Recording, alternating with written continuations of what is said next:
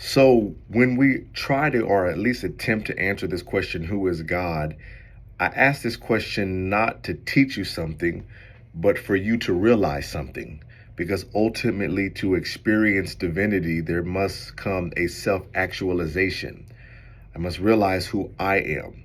So, in that, realizing who I am is a personal thing as opposed to a corporal thing.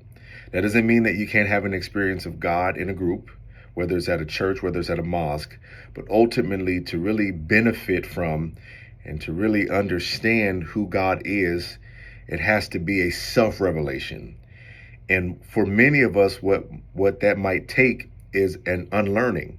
That's what most of the mystic religions of ancient times have taught us.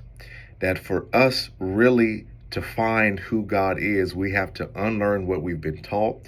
We have to unlearn the traumas and the different things in our lives, almost like an onion. We have to unpeel those layers to get down to the core of who we are. The things that we thought we knew about God, that we have been taught about God. Some of them may be beneficial to us, but some of it may not be.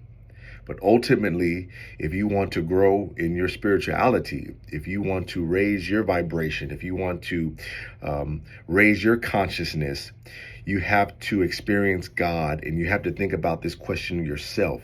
How has God revealed itself to you?